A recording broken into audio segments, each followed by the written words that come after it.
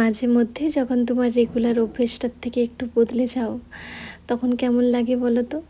এই যে আজকেই বাড়িতে অফিসে রোজ সন্ধেবেলায় বাড়ি আসে, এটা একটা অভ্যেস ছিল। সন্ধেবেলায় আসবে, ওর জন্য কি বানিয়ে দেবো, রাত্রে কি খাবার হবে, এ নিয়ে কত কথাবার্তা। আজকে না, ও বাড়িতে নেই। বাড়ি নেই বললে ভুল হবে, সকালে গিয়েছে, অনেকটা রাত হবে বললো আসতে। একাই চা বানিয়ে নিলাম। রাত্রেবেলায় সেরকম খাওয়ার কোনো তড়িছড়ি ছিল না, ভাবলাম একটু মুড়ি মেখে নিই। আর জানো তো, 7-8 দিন পর আমি মুড়ি খাচ্ছি।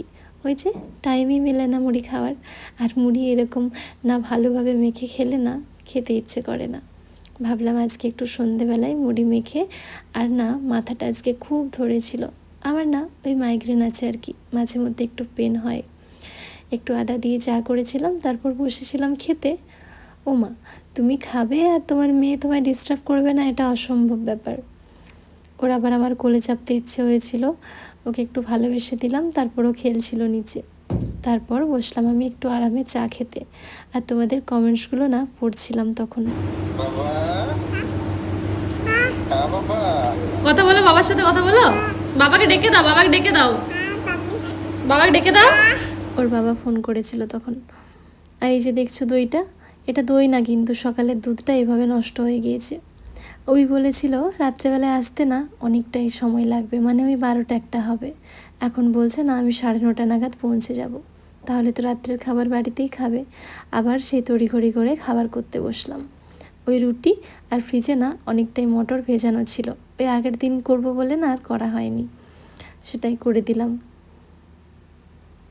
কি আর করা যাবে, ওই মানুষটাও তো ধরো সারাদিন বাইরে ঘুরে বেড়ায় না, তার জন্য চেষ্টা করি ও যেটা চাই যখন খেতে আমি সবটাই বানিয়ে দিই। আর আমি যখন রান্না বান্না করি ও না এরকম দুষ্টুমি করে, ফোন কিন্তু ও দেখে না, এভাবেই খেলে। রান্না করতে করতে দেখি আবার তেল ফুরিয়ে গেছে। এইটা না আমার সব থেকে বেশি বিরক্তিকর একটা কাজ, এই তেল আবার জারে জারে কুড়িয়ে রাখা। কিন্তু কিছু করার নেই, আমি না করলে কে করে দেবে বলো। তারপর আর কি, সব কিছু পরিষ্কার পরিচ্ছন্ন করে আবার রেখে দিলাম। ও আমার আশেপাশেই কিন্তু ঘুরে বেড়ায় আমি যখন কাজ করি, একটু বদমাইশি করে কিন্তু বেশ ঘুরে বেড়ায়।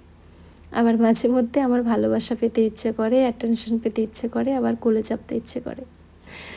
ওই তো ছোট্ট মানুষটা, কি করবে বলো, সারাদিন আমি ছাড়া না কাউকেই পায় না।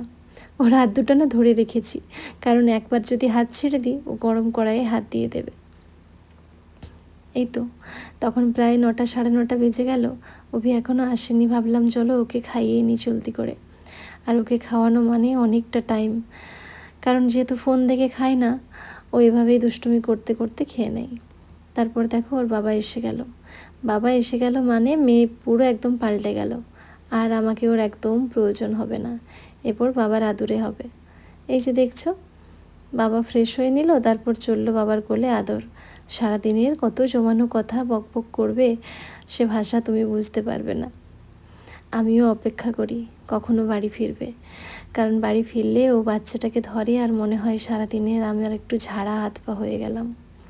কি করবে বলো, সারাদিন তো এই দুটো মানুষই কখনো আমার কাছে কখনো ওর কাছে, এভাবেই চলে আর কি। তারপর খাবার শেষে ওর আবার একটু শশা খেতে ইচ্ছে হলো লবণ দিয়ে, সেটাই বানিয়ে দিলাম।